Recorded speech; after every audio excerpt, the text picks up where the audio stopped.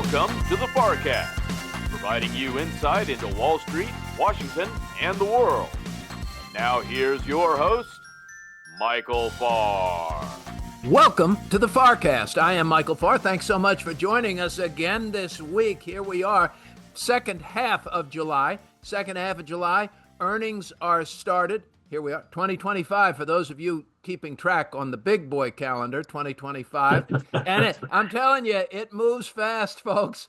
It moves fast. You're going to blink and I'm going to be saying we're mid-August and mid-September, and boom, Thanksgiving's going to be around the corner. I don't mean to rush it. I'm just telling you, at my age, and I'm going to speak for my buddy Polcari too, we're just trying to keep up. We're like hanging on to the horse's mane and the thing is running like hell. That's it. That's what time and life starts to look like, and it just keeps speeding up. All right.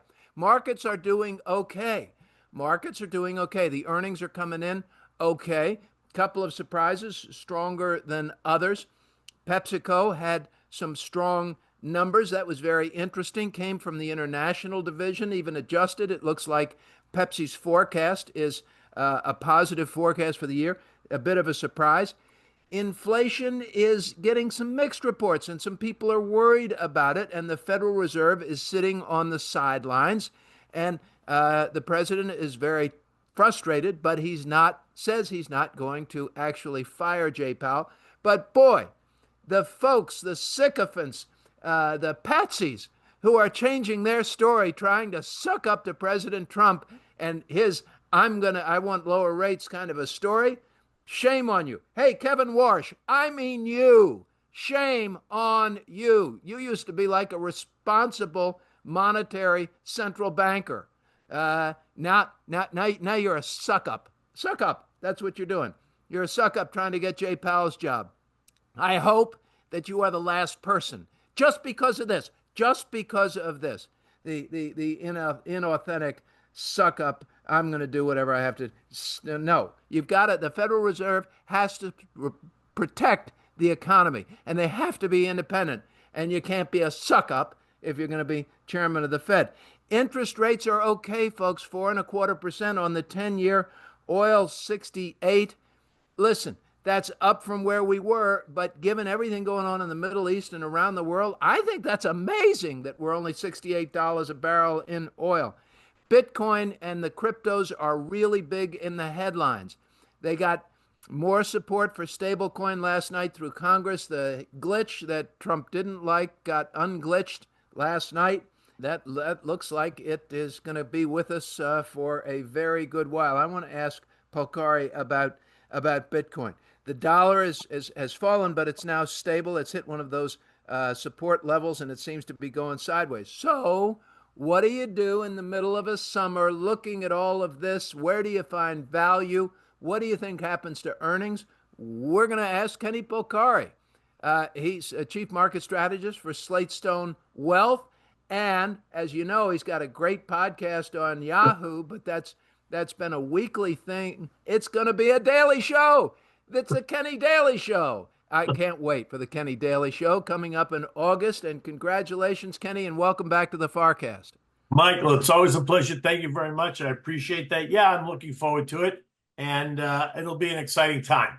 But am I actually going to be on? Do I get to be on as a guest or no? You get to be on. Once I get it settled, you are going to be right up there. Yes, you are. And trust me, we will spread the word so everyone will know. I think, Harry, we need a contract too. I think I should be like I should be the Tuesday guest. Don't you think, Harry? I should do, every Tuesday we ought to have 5 minutes with Farr. I think that's very easy. You know what? That might actually be a very interesting idea. Yeah, that might be a good idea. Well, I mean, I'm not a big deal like you, Polcari, but I got a few listeners, don't I, folks? Don't I? You're listening. You're all nodding and saying yes. We'd listen to 5 minutes of Farr on Tuesday on Yahoo Finance. That's really great, Kenny. Kenny, you heard my intro about where markets are, what's happening with earnings, what's going on with the Fed. I covered a lot there. Tell me what you think and what you're watching. Well, listen, you kind of hit a lot of things, right? And I like your stance on what's going on there at the Fed, the kind of confusion that's happening there between Kevin Warsh and Chrissy Waller and Michie Bowman and Adriana Kugler. They're all on opposite sides of the fence. that rates should go down, the rate should go up, rates should stay the same. So that will continue to kind of just simmer on the sidelines in terms of kind of market sentiment. I think, though, for the most part, that people are becoming numb to that conversation. Most people feel like rates should go lower. Inflation is not present. The tariff inflation is not present. And so I think the leaning is much towards lower rates, although I don't think it's coming in July. And I think that the market is telling you it's not coming in July. And we'll see. But for sure, the Fed, the White House, and some of the people within the Fed, I think are going to start to put even more pressure on Jay Powell to cut rates. I don't think he's going to lose his job. I think Trump's going to let him stay till May. But I do think that Trump is going to announce, a nomination by the fall of this year, and that will essentially create a shadow Fed president, which will essentially neuter Jay Powell. But in the end, I don't think he's going to throw him out. Now, go ahead. No, I was going to say, look, the thing you said there that really caught my attention as being particularly important, folks, was I think people are getting numb to this conversation about the Fed and about rates. That's important, folks. Are you getting numb when you hear all of a sudden the next conversation about what's going on with the Fed and what the president wants Jay Powell to do and lower rates, and this is back and forth and back and forth and back and forth? One of the strategies of this administration is just to wear you down with so many different headlines that you don't know which one you're supposed to pay attention to. But it's easy to get sick of any and all of them pretty quickly.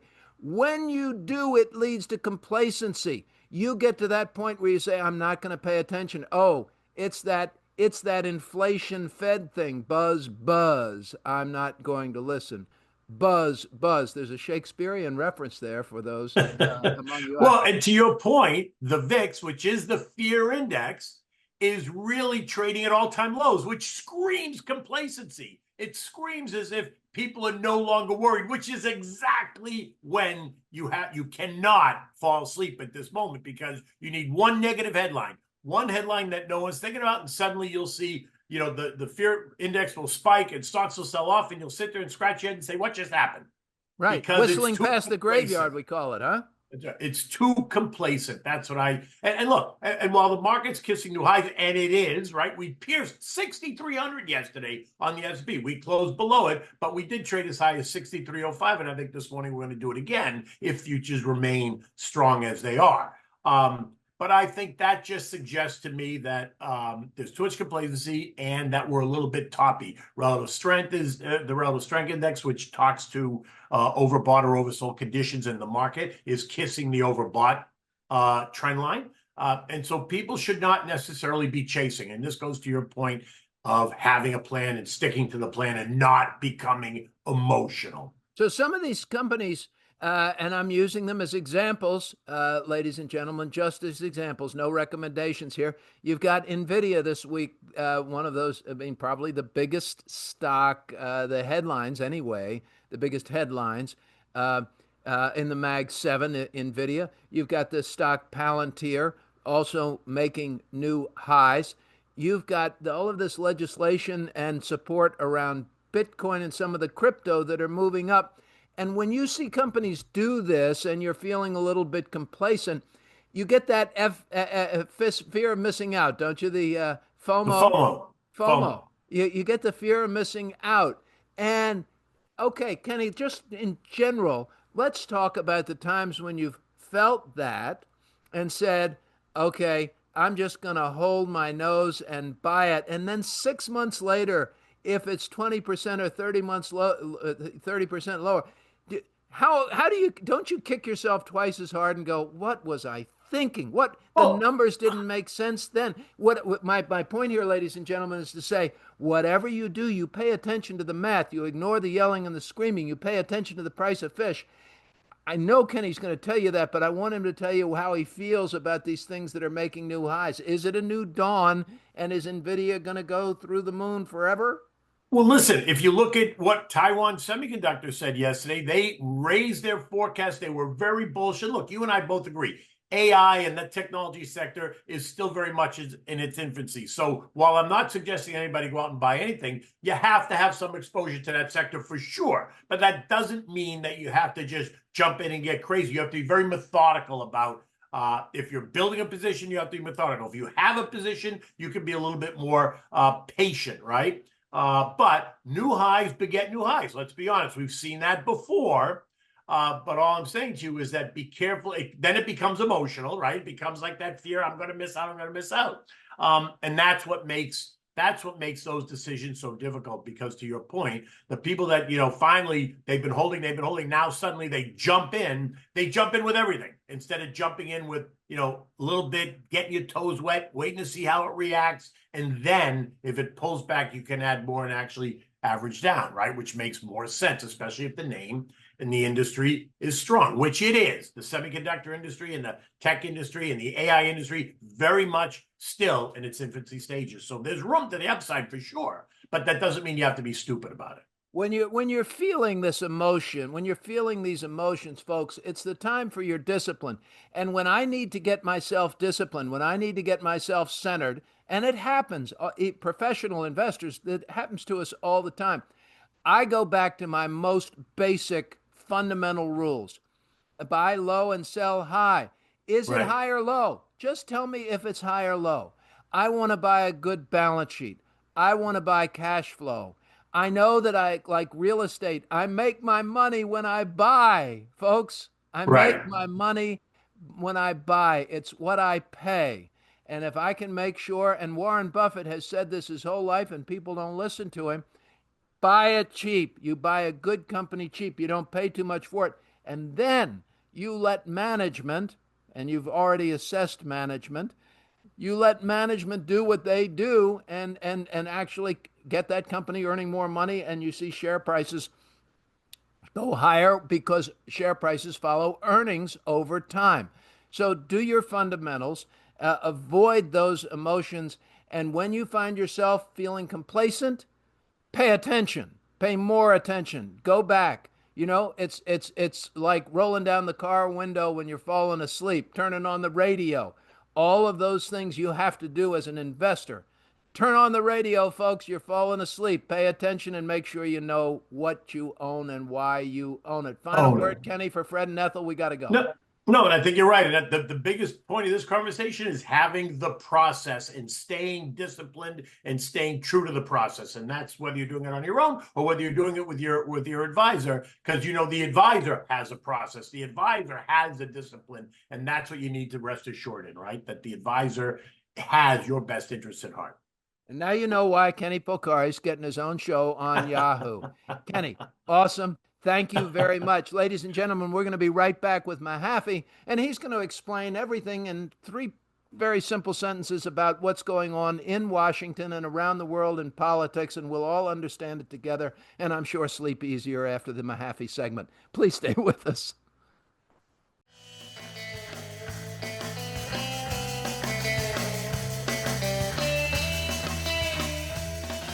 Thanks for being with us this week.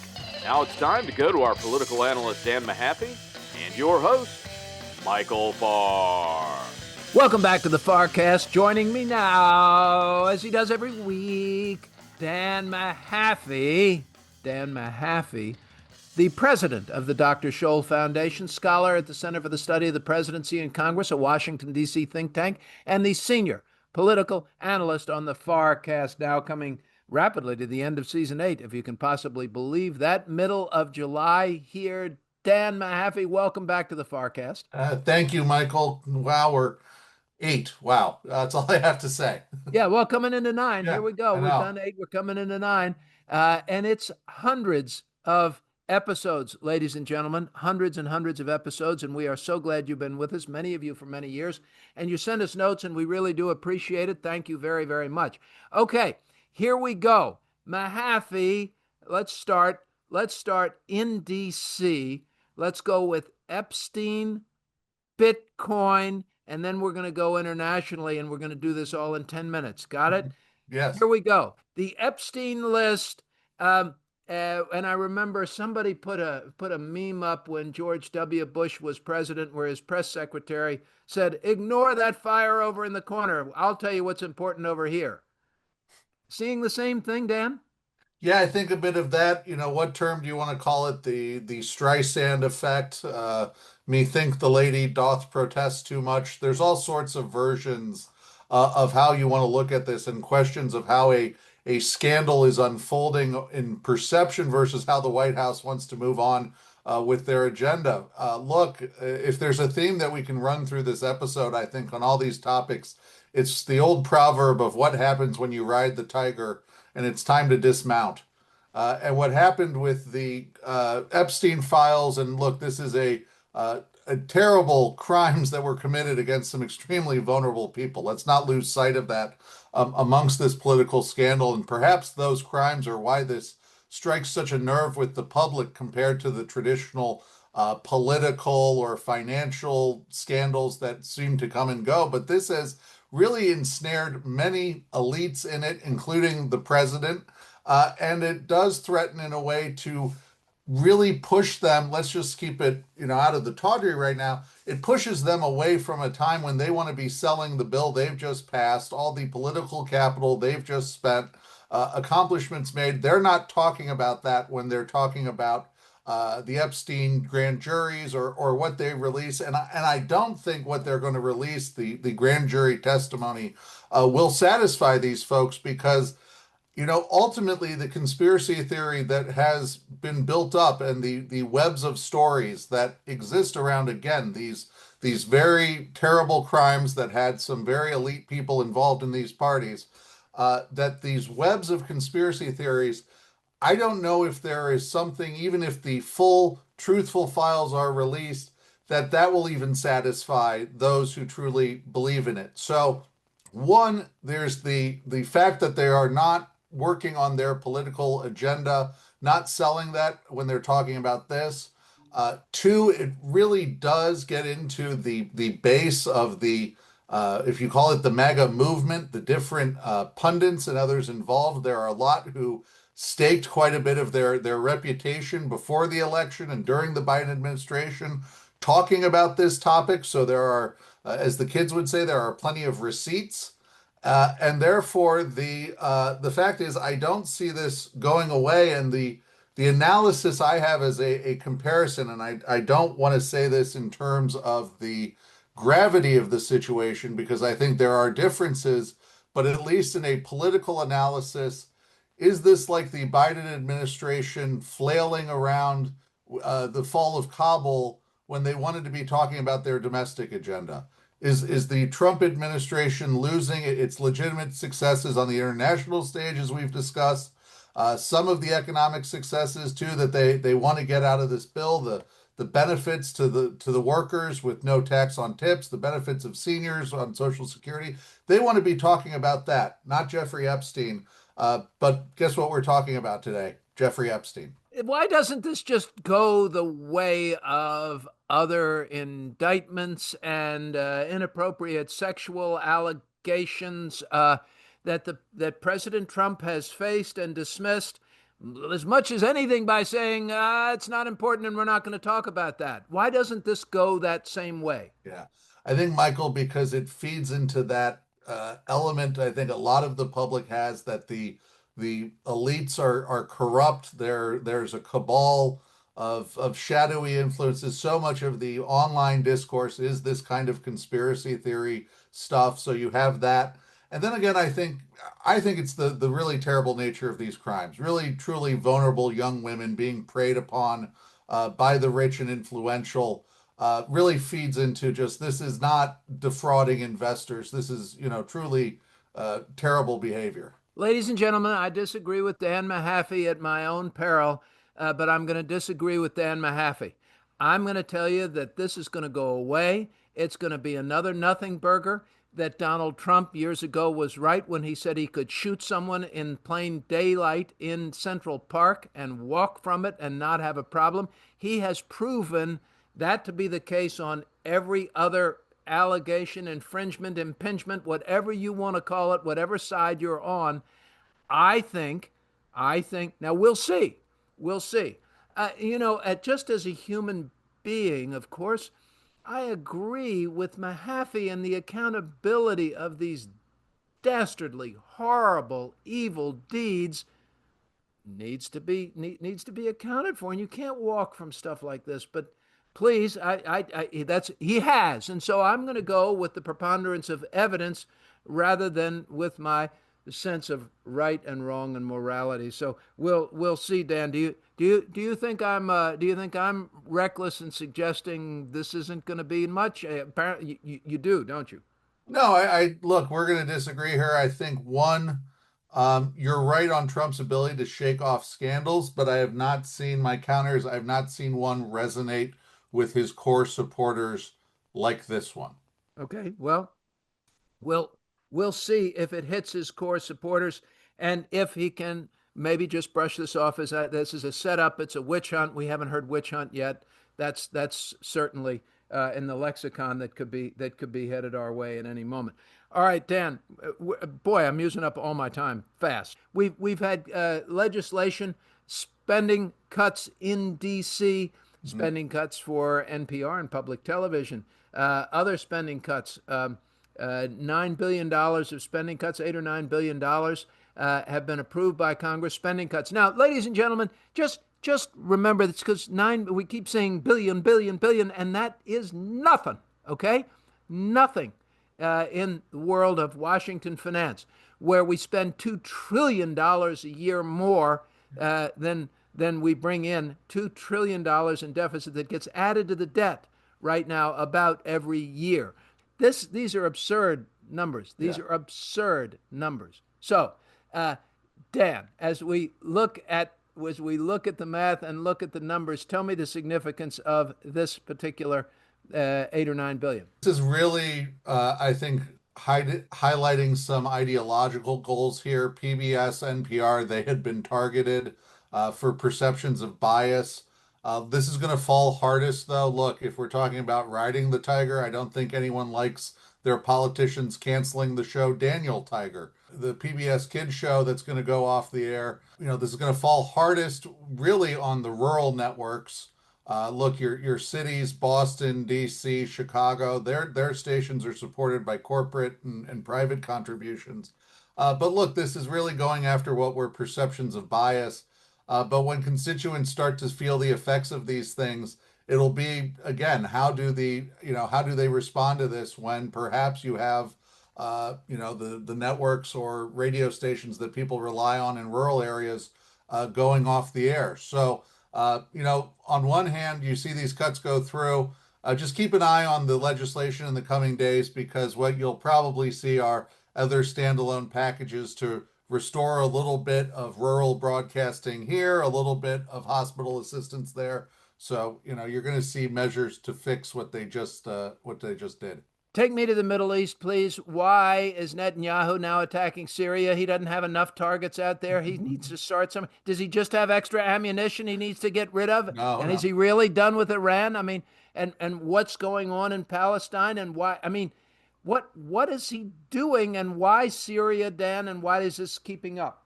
His claim is that they need to push back on intrusions against the Druze community. They're a minority that ally with Israel largely. And he wants to create a buffer between Damascus and the Golan Heights. If you look at a map, you can see why. But for Netanyahu, always we talked about his coalition needs to stay together, keeping some kind of war going. Obviously, the war in Gaza has been going. And despite the pressure for a deal from Trump, that hasn't happened. The strikes on Syria are part of that. But look, he's under pressure because on the domestic side, you have the Haredim who do not serve in the military. They focus on Torah study. They're the Orthodox of the Orthodox. And as a portion of the population, they've been exempt from service in the military. And other parties largely want to change that. And there is legislation, court cases that will now require the Orthodox to serve in the draft. And as a result, Netanyahu's coalition, which has some Orthodox parties in it, is threatened. So that's the domestic political context we have to keep in mind when Netanyahu is trying to go after targets in Syria, talking about how sites in Iran weren't finished, or also talking about how the war in Gaza needs to continue. So do you think this is you do think Netanyahu's playing this right, or are we beginning to hear the coda in this particular orchestral work? I think there was a coda, and I think if I can talk to at least some of the people I stay in touch with, a sense of disappointment that there wasn't a deal when Netanyahu came to Washington, that there was a lot of pomp and circumstance, a red carpet rolled out for Netanyahu, but nothing really given back in return, except of course, Netanyahu did nominate Trump for the Nobel Peace Prize, but that there wasn't much done on the way of the hostages or anything kind of disappointed those in the administration. And I think, frankly, if you look at the subtext of the language in the statements on these strikes in Syria, the administration's really not keen on this at a time when we're actually trying to stabilize the situation in Damascus and for once get Syrians a chance to determine their own destiny politically and not fighting.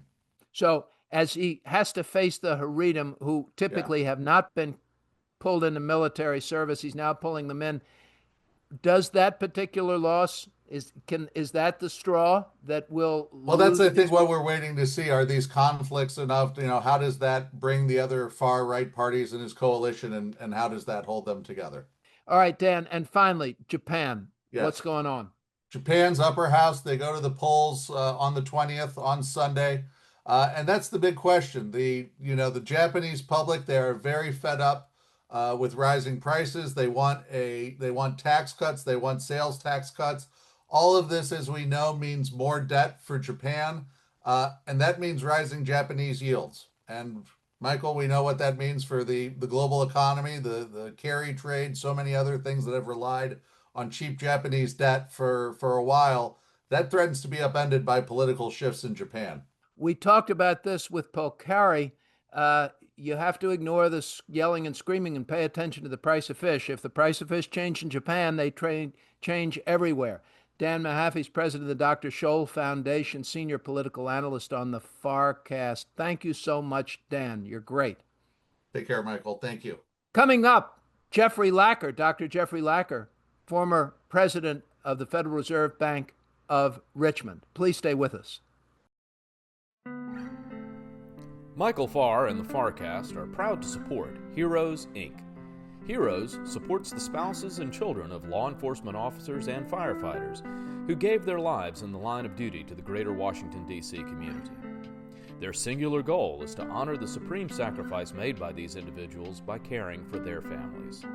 Heroes' work begins within 24 hours of the tragic loss and continues indefinitely. We invite you to learn more about Heroes' mission at heroes.org. We hope that you will consider supporting Heroes as they endeavor to honor those who protect us. That's heroes.org. Heroes, here for you, here for good. And now, back to the FarrCast and your host, Michael Farr.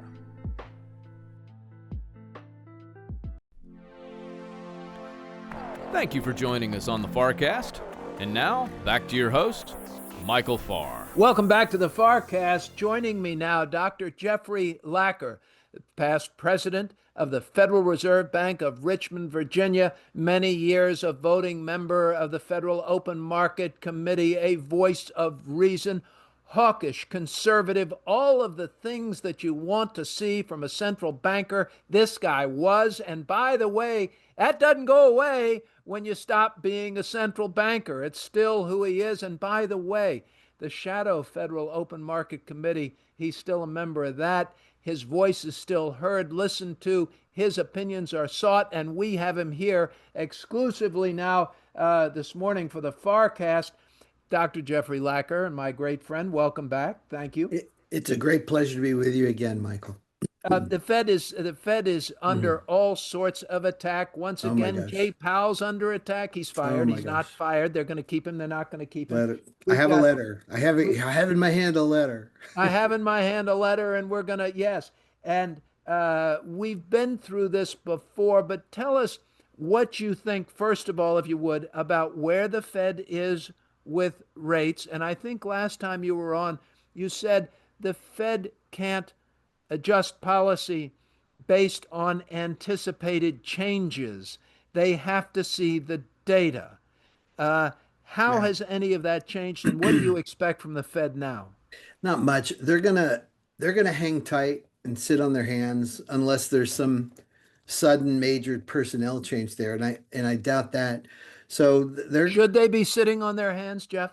I think so. I think they cut rates last year, which led the decline inflation to stall out, and it stalled out at around 2.5 to 3%, the way they like to measure it. So they had a disinflation underway, and they cut last year, and that kind of stalled out the disinflation. So that they're hanging tight Did they to do the wait. right thing then?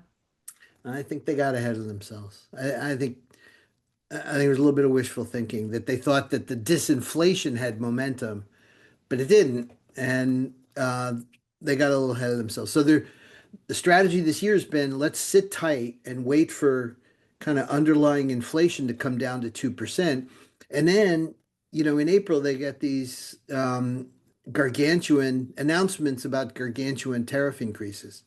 That's going to add to inflation.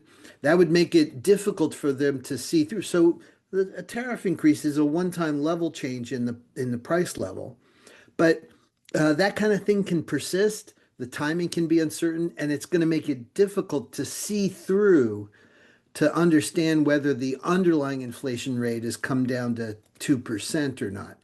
So they're going to have to, at that point it was let's hang tight, and I think they're still in that boat because those gargantuan tariffs got postponed. They're still uncertain, and the administration's demonstrated a propensity to propose new and novel tariffs, and so the whole tariff outlook is unclear. If they'd put something in place in April and stuck with it, we'd be in a place now where we'd be seeing it in the data for June, for example. And in the couple of months, they'd know, whether it's a big hit or a little hit, but they don't because it's all confused, and so it's going to stretch out, I think, for a while. We've got a And lot so to they're just cover going to here for have to folks sit. this morning. I'm They're sorry, go just ahead. they're just going to have to sit tight. They're going to have to sit tight. Okay.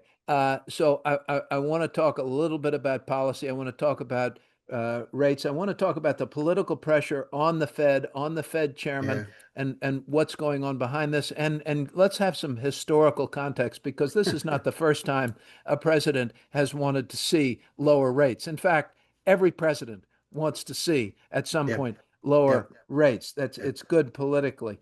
But let's take a look at where we are in the economy. If we just take a step back, the economy is still expanding. You think that the Fed got a little ahead of themselves.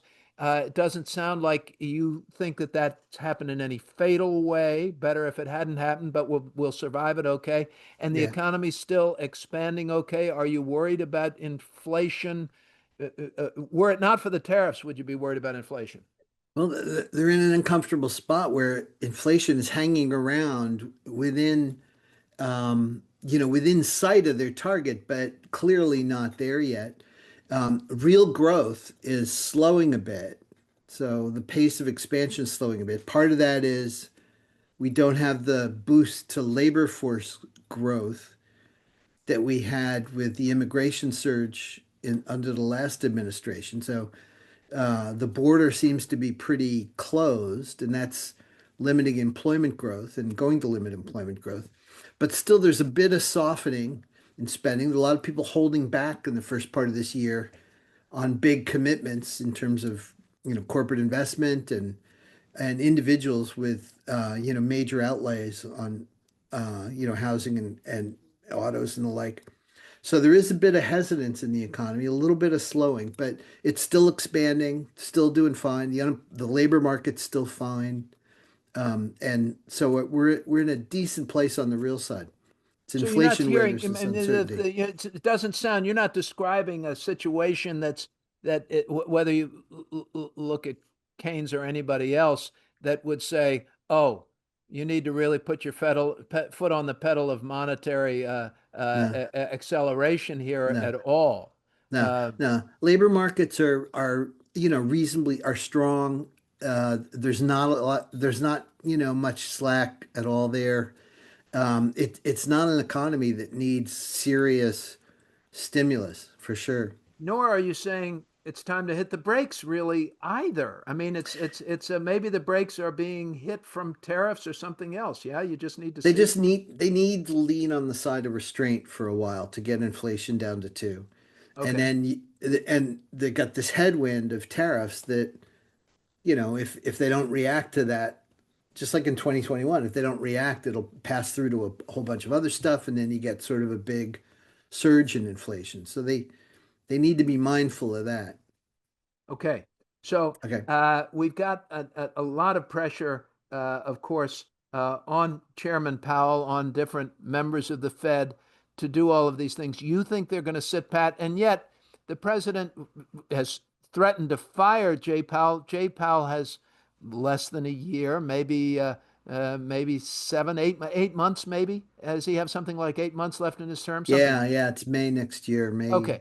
So, I 26th. mean, do or don't do. Yeah. He's coming to the end, and we Yeah. have now people politicking, politicking and sucking up to Trump in these totally embarrassing ways of spouting and repeating whatever the president has just said about monetary policy. What do you make of that? And where are these? Why the shift in what had been, somewhat reasonable Fed governors? That's a really good question. So, all administrations are tempted to push for lower short-term interest rates in the in the near term. Motivation is, the next electoral horizon, which is, the midterms or the next presidential election. That's like always 2 years away, but policy plays out over many more years than that. And so the temptation, if it's yielded to, can yield very bad results. And we saw that with President Johnson in 67 and 68, that put pressure on the Fed to hold off raising rates, and then inflation surged from 1.5 to 5 in the course of 2 or 3 years. And then we saw that with Nixon in 1971. He really wanted to get reelected in 72.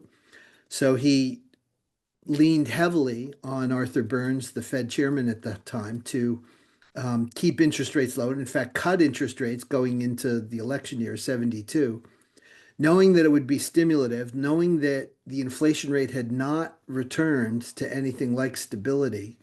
Inflation was still 4 or 5%.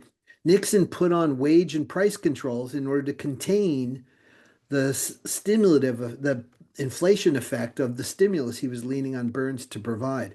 Well, sure enough, in 73, wage and price controls are unpopular. They come off. Inflation goes from 3 to 12 in 12 months. 3% annual inflation to over 12% in 12 months. So that was a disaster. That was disaster number 2. And then slowly over time, we learned what we were doing. But the pressure on the Fed is always there. What happened is that administrations learned, and it started with Reagan, that their best interest is in keeping inflation low. That short-term stimulus is not worth sacrificing low inflation, because low inflation makes people happier, Right. economy's better off, economy Right. works better, and interest rates stay low if you keep longer-term inflation expectations low. President sort of gradually figured out that that was in their interest. So But Nixon pushed Burns, get rates low. Burns does it. We end up with the double-digit 15% interest rates of the late 1970s. And when Reagan came in and wanted to do the same thing, it was Arthur Burns who went back into the Oval Office and said, "Whoa, weren't you all paying attention? Didn't you see this didn't work? Leave the yeah, Fed alone. Leave Volcker alone. They've yeah. got to do this now." So, but we can go back to the Truman administration, right? I mean, tell us what happened. What did Truman do to the Federal Reserve? So the Fed, there's everyone talks about the Fed's independence. Where does that come from? In World War II, at the beginning of World War II, the Fed entered into an agreement with the U.S. Treasury to peg Treasury yields, to keep Treasury yields below certain caps. There was a cap on the 1 year, cap on the 10-year, cap on the 5 year, so on. And to do that, it had to buy securities that the Treasury was issuing to finance World War II. So there would have been a lot of inflation, but the U.S. resorted to wage and price controls. After World War II, wage and price controls come off. There's a little bit of volatility, but things settle down. But the Treasury won't let the Fed out from under its obligation to cap interest rates. Well, this comes to a head in the Korean War. War breaks out in Korea Peninsula. Right. Commodity prices rise, inflation starts rising. The Fed needs to tighten policy, and Truman won't let them. So there's a standoff between Truman and the Fed, and this is this amazingly dramatic series of events. Truman calls the entire FOMC to his office one evening, and Wait. Truman called the entire Federal FOMC Open Market Committee, to the White every House. member of the Yeah. Federal Open Market Committee, Yeah. to the White House, to the Oval Office. Had that ever been done before? No, it's like totally unprecedented. Has it ever been attempted done since? intimidation. No, it hasn't happened since. It's crazy. That's wild. Yeah. So he calls them all over and he lectures them about how interest rates need to stay low. And the FOMC sits on its hands. It's like, we're not signing up for this. We're not agreeing with him. And they go back to the, after the meeting, one guy, Mariner Eccles, goes back and he writes a memo for the files. He just like records his memory of what happened, who said what, and what they didn't say. Puts it in his files. The next morning, Truman talks to the press and he lies about what happened at the meeting. He claims that the Fed agrees with him, that interest rates should stay low. Wait a minute, a president lied? No. I'm shocked. I was as shocked as you are to hear Gambling in this. I mean, it's Casablanca. crazy, just crazy. So Eccles, Mariner Eccles, the guy who wrote this memo, takes the memo out and he leaks it to the Washington Post and the New York Times. And it comes out, and the memo shows that the president lied, right? So Truman has to sue for peace. He just, his like reputation shot. The Fed had support in the Senate for its stance. And so there's a negotiation between the Treasury and the Fed that results in a one-sentence statement that's called the Treasury Fed Accord, in which it was totally understood. It signaled a total understanding that the Fed could let the Treasury yields rise and fall with the market. Right. That they would rise and fall in the market, and the Fed would conduct policy the way it saw fit. So that gave the Fed control of its balance sheet. It no longer was its balance sheet just used to finance the Treasury at whatever rate the Treasury wanted. So the Treasury was forced to face the market when it sold securities, and the Fed could adjust interest rates as it saw fit. That was the Treasury Fed Accord. And the purpose of the accord was to let yields go up, not to let yields go, not to keep yields down. Adjusted. Right. Yeah. One of the things I learned while napping in 8th grade history class is that you really don't know who else is napping when you're napping. But for those of you who may have been napping along with me, Harry Truman was president between 1945 and 1953. Yeah. We're not talking recent history. No, yeah. This took place in 1951. 1951. Okay. 74, 75 years ago, Harry Truman was president. So this is nothing new. So as we look at what's happening today, do you think we're going to have a significant shift in the Fed with the new chairman? Or, as I sit here and hope against hope is saying, when somebody gets in the job, they'll find some sort of moral compass center rooted deeply in patriotism and love of this country that keeps that Fed independence and doesn't listen to political. Look what they've done to the entire economy over in the Congress. Why in the hell would you give them more responsibility? Yeah. No, that's a key thing. So this episode in 1951 offers an interesting possibility. So, as you noted, there's a lot of public campaigning for the job through leaks and CNBC appearances and the like. people articulating their stance, kind of pitching themselves to the president, I think, realizing he watches a lot of TV, I suppose. So back in 51, this agreement, this accord, was negotiated between a senior official at the Treasury and a senior official at the Board of Governors of the Federal Reserve System. So that Harry Truman and the Secretary of Treasury were strong proponents of lower interest rates. They had an official at the underneath them, a deputy secretary of Treasury, that was very conversant in markets, very experienced, very knowledgeable about banking and the like. And he negotiated the agreement for them. Well, the chairman's term at the Fed was up, and Truman appointed this Treasury official to be the head of the Fed, figuring he's on our team, he'll do what we want. Well, it turned out he had an independent mind, and he did what he thought was right. His name was William McChesney Martin, and he went on to be, a really important. He served from, early 50s through 1970. Later on, when it was clear, after Truman had left office, and it was clear that Martin was sort of straying from what Truman wanted him to do. The story is told that Truman passed him on the street walking in New York City one day, passed by William McChesney Martin, and audibly, almost under his breath, but audibly, he said just one word. He said "traitor" as he walked by him. And so Truman kind of went embittered about his failure to appoint someone who was loyal to him. And the same thing could happen here, as once you're appointed, the president doesn't have much leverage over you. We hope you're enjoying this week's FarrCast.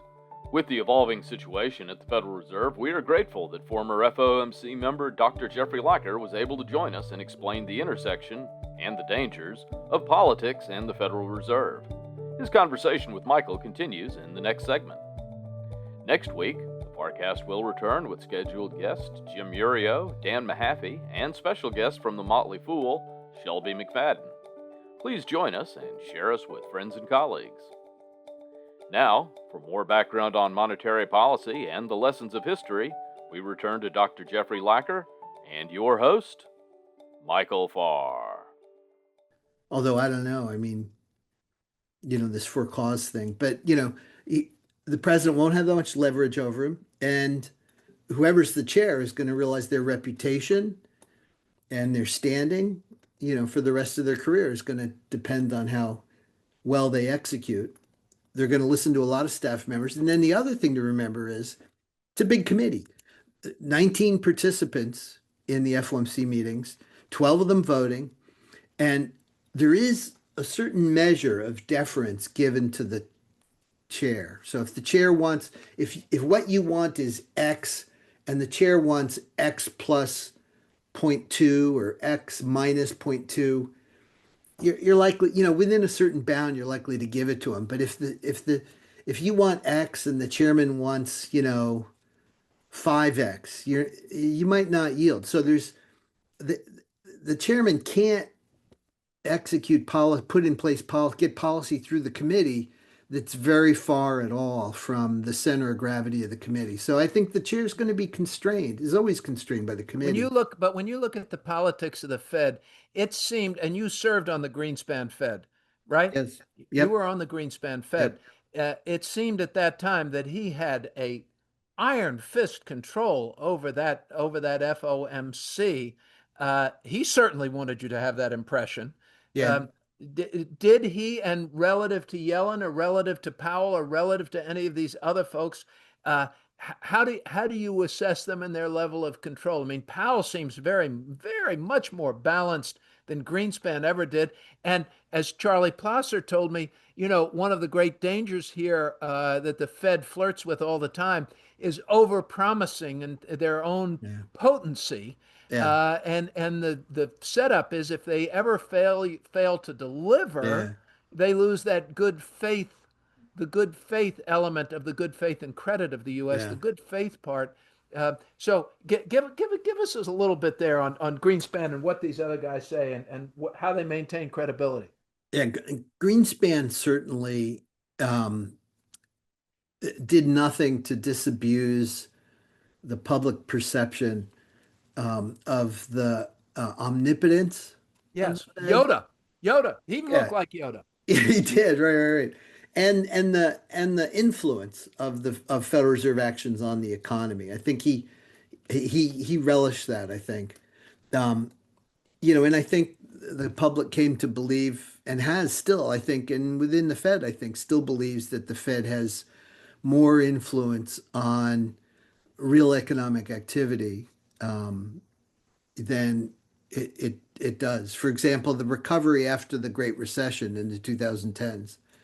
I don't think there's anything the Fed could have done to accelerate that. I think it went as fast as it usually does after a recession. But anyway, Greenspan within the committee, he controlled the agenda tightly. There'd be, so the way the committee operates has changed a lot since then. It's a much more democratic now. Under Greenspan, there'd be this discussion of economic conditions. Then the chairman would talk about economic conditions, and he would just segue into what policy should be, and then at the end, the concluding statement he'd make is, so we've drafted the following statement. And then at that point, someone would come around and drop a statement in front of everybody on the committee on the table. And that was the policy statement that was going to be released that day. Now it's released 2 weeks in advance. There's a week of phone calls. There's revisions people send in. It's a much more collaborative process in the lead up to the meeting. Once you get to the meeting, the decision's baked. It's always alternative B. We get three options, A, B, and C. We always pick B. And so there's this deliberation and negotiation behind the scenes that didn't go on before. Okay, as you look where the U.S. is now and you think about what's going on around the world, and you look at the massive amount of debt that people keep talking about and perhaps whistling past the graveyard, that somehow we should be somehow comforted that we just cut $8 or $9 billion off a $2 trillion hole, which seems just absurd to me. I've talked about that earlier in this particular broadcast. What are you watching? What should we be concerned about? Other Fed governors and monetarists and central bankers have said the debt, the whole of debt, and I mean HOLE, and I can use the double entendre of WHOLE, is now beyond a figure that we could expect to grow our way out of, and therefore inflation and monetizing at some point is the only way to curtail the overwhelming significance of this amount of debt. Tell us what you think. How does this story end? That because people say, well, it all happened very, very slowly and then all at once, and I'm kind of living in fear of that all at once moment. Do you? Yeah. So the Fed is So there's real interest rates, there's inflation, and there's the value of the bonds. And if the Fed doesn't track the right real interest rate, if the government's borrowing puts upward pressure on the supply of savings, and by raising the demand for savings, real interest rates have to Say that rise. again. Wait. If the So government, so the consumers borrow, the consumers save, borrow, consumers save. businesses borrow, businesses save, and the government just borrows. Okay. And so if the government borrows more, and it's borrowing more and more every year, someone has to make room. There either has to be more savings or less borrowing by the consumer and business More sector. savings or less borrowing. They have to make room. They have to make room for the federal government to borrow, right? They got to make room. So how's that going to happen? Well, the way to get people to save more is to for the real interest rate to rise. The reward for savings, the reward for delaying spending has to go up. Yeah. And that's a way to get current current borrowing down too. So basically, other things held constant, more deficits mean higher real interest rates. And the Fed's sort of been signaling that over the last 3 or 4 years. It's been signaling that its outlook for real interest rates is higher. But I think it's going to be higher still than what they've got penciled in. If the Fed can't do that, if the Fed's imposed upon to try and keep bond rates artificially low, they're going to do it by creating money and causing inflation, which means bond rates are ultimately going to go way high. And so are we just waiting for that to happen at some point? That's what it feels like. It feels like I'm sitting around waiting for an earthquake to come that I. No, markets don't think it's going to happen. I mean, they think. Why don't they think it's going to happen, Jeff? It always happens, doesn't it? How does it not happen? Well, this is an administration that proposes, extravagantly novel policy moves, and the ones that garner an adverse reaction in financial markets seem to get walked back. We saw that starting to sound like Greenspan. Honest to God, there were enough multisyllabic words there that were so carefully chosen. Ladies and gentlemen, of all the people I know, and as you know, the list of my contacts is really, I love people, and there are a lot of them in my life. This is one of the smartest sons of bitches you're ever going to hear from. And he is not picking these words out of a hat. You want me to put it simply? Yes. The administration puts stuff out there, and if markets go berserk, they pull it back. They sort of test the limits. This is an administration that tests the limits of what markets will take. Okay, but they're going to do that, and they're playing this day-to-day game while the debt continues to build. How does it not at some point be that extra straw that breaks the camel? How does it not all come flooding forward at some point? And when do we have to deal with it? How long do we postpone tomorrow? What markets are signaling is that they believe, the administration is going to capitulate to the reality of what the Fed needs to do in the face of these big deficits, which is a higher path of interest rates than you would otherwise get to keep inflation under control. That's what markets think is going to happen now. Now, if something shakes that, if they think mean higher for longer, and does higher for longer 4.25%, is that high enough, longer enough? I mean, that's just. We're not even in the right stadium. We're not in the right portion of the book. We're not at the right end of the ruler for this much debt. At some point, we're not curtailing anything. We're not even slowing the rate of explosion of the debt. No, it could happen that something materially alters the outlook for how the Fed's going to behave. And how the administration's going to treat the Fed. That means there's a holy crap event out there that makes them react and gives them cover to do something meaningful. Yeah. So, and then the other thing to keep in mind is, the debt got really high in World War II. It always gets high in wars. It's true in Britain, around the world. Governments run big deficits during wartime because they don't want to tax everybody right away. They want to spread the tax burden out over time. And then after the war, you got to pay it back to get the debt down so that the next war you face, you have the capacity to issue more debt. So we're now, so we had COVID. That was kind of a war, right? Yeah. But we're not running the debt down after the big bulge for COVID. And that's the concern, is that we have some other shock, some other something happens that makes us want to spend a lot of money suddenly, where there's like a political consensus. Yeah, we gotta get on top of this, but we don't have the capacity to issue the debt because we've issued so much already. When you read about Arthur Burns, what he thought when he suppressed rates, he might have said that he didn't do it because Nixon wanted him to, but nobody believes that. No one believes that. But he really thought that given where the economy was at the time, he could do it and get out of it without too many consequences. And he blamed the oil shock. He blamed the oil shock Yeah, for blamed a lot of it, and really unions and all cost push and stuff like that. Yeah, all blamed of a lot of that other stuff. stuff. But isn't there always a shock? And how do you anticipate? I mean, I mean, I guess there's a where you never know about the shock. I'm not sure that I believe Arthur Burns that it was indeed the shock, but that certainly didn't help. So he did something stupid that certainly was worse based on that what happened in oil, Jimmy Carter and everything else at the time.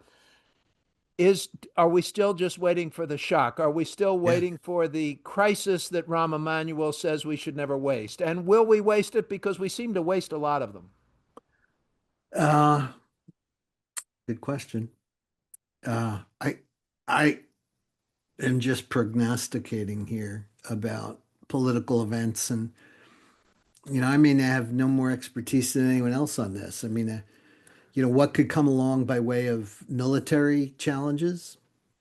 In the Far East, for example, the Middle East. Who knows? Or domestically. Some dramatic financial catastrophe. Doesn't seem likely on the horizon. I mean, we've got things sort of locked down after the financial crisis, and the economy seems reasonably well functioning. But yeah, who knows? Most of the blunders are policy related, and the policy outlook is certainly more uncertain than it used to be. Banking system seems sound and solid, and that's one of those Yeah, things I always start with when I'm on TV and people say, "Oh, Farr, everything's coming to an end," and I immediately begin by saying, "Wait a minute, banking system sound. yeah, There's it's plenty of true. liquidity in the system," Yeah, because that's your base case. That's where you start. yeah. Did you?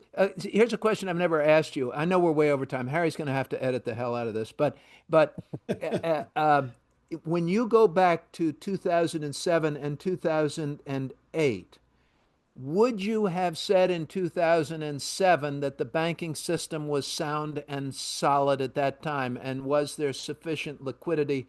And what caught you guys off guard? In the middle of 2007, it was widely expected that there were about $300 billion in subprime mortgage losses headed for the financial system. There wasn't a lot of transparency into who was gonna, at the end of the day, eat those losses because of the way financing was sort of complicated. But the banking system had the wherewithal to withstand that. They had the wherewithal to raise more capital, to cut dividends, to make themselves less vulnerable to the loss of short-term wholesale funding in the RP market, for example. They didn't. Between mid '07 and middle of '08, they did not take the measures they could have and had time to and had the wherewithal to do to Because they were protect making too themselves. much money by not doing it. No, I think it's because the Fed sent a clear signal in the middle of August of 2007 Ooh. that they were willing, not only willing, but eager to assist in solving so-called liquidity problems in the banking system. The banking system didn't need the Fed because they borrowed 7 billion from the Fed in the second half of 2007. They Okay. borrowed 180 billion. Or they borrowed over, I'm sorry, it's over 200 billion they borrowed from the Federal Home Loan Banks. They didn't need the Fed. But the Fed signaled that it was going to be generous with credit. And sure enough, they enacted the term auction facility, they cut the discount rate, they helped JP Morgan take over Bear Stearns in order to avoid a flight in the RP market. They signaled that they weren't going to turn the screws on the banking industry. And they didn't pressure the banks to raise more capital. They didn't pressure the banks to cut dividends. Lehman Brothers in April of 2008 went out with an equity offering. They got subscriptions for 30 billion. They took 5. They could have easily raised way more and survived the fall of 2008, but they thought they'd get a rescue like Bear Stearns got. I think that the story is it was manageable, and the Fed signaled that they were open for business, and people took their word for it and didn't buckle down, didn't take costly actions that they really needed to take and should have taken and would have taken in some other circumstances to weather the storm. Wow. That's Wow. my story. Wow. That's a great story. And you haven't heard that story anywhere else, ladies and gentlemen. And I'm sorry if it's too long and too wonky, but you've learned a lot on this particular FarrCast listening to the guy who was in the room, who had a vote when and where it happened. This is learn a lot about history here on the FarrCast. Dr. Lacker, we're going to leave it there because we've gone on for damn near an hour. I can't believe it. But thank you, thank you, thank you, thank you. This is great. My pleasure. It's great to be with you again, Michael. Good health to you and your family, and Thank you. be well. Enjoy the rest of the summer. You and yours too. Ladies and gentlemen, that's it for another FarrCast as we cover Wall Street, Washington, and the world, bringing you experts and insiders each and every week so that we can better understand what's going on in our government, in our economy, and therefore in our markets. Stay the course. Don't get emotional. Think about your long-term goals and remember the very basics. Buy low, sell high. This ain't low. Be careful. We'll be back again next week, do it all over again, and hope that we make you a little bit smarter every week. I know I get smarter every week. For my producer, Harry Jennings, everybody at Farr Miller in Washington, thanks so much for listening. Share us on social media in Washington, D.C. I'm Michael Farr. See you next week. That's a wrap for this week's FarrCast, with a special double segment from former President of the Richmond Federal Reserve, Dr. Jeffrey Lacker.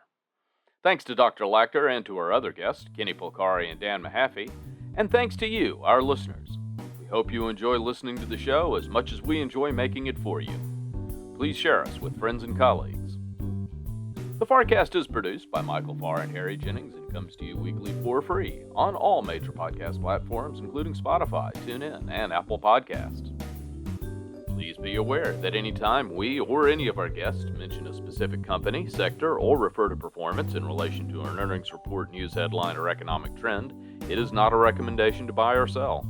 Review the risks and rewards of any investment with your financial advisor for what specific investment and general strategy is appropriate for you before you make any investment decision. And if we can be of assistance here at Farr Miller in Washington, please reach out to me at hjennings@farrmiller.com.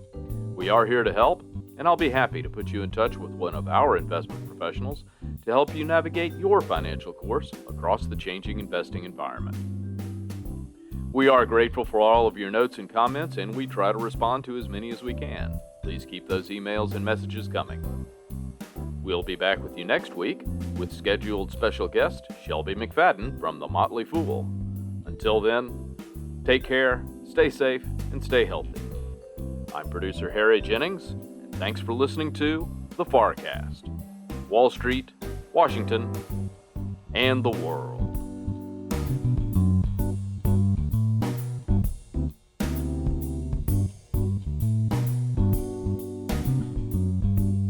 Farr Miller in Washington is a group comprised of investment professionals registered with Hightower Advisors, LLC, an SEC-registered investment advisor.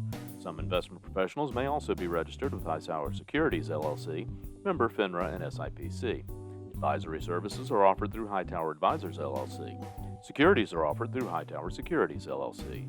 All information referenced herein is from sources believed to be reliable. Farr Miller in Washington and Hightower Advisors, LLC have not independently verified the accuracy or completeness of the information contained in this podcast. Farr Miller in Washington and Hightower Advisors, LLC and any of its affiliates make no representations or warranties, expressed or implied, as to the accuracy or completeness of the information or for statements or errors or omissions or results obtained from the use of this information. Farr Miller in Washington and Hightower Advisors, LLC and any of its affiliates assume no liability for any action made or taken in reliance on or relating in any way to the information.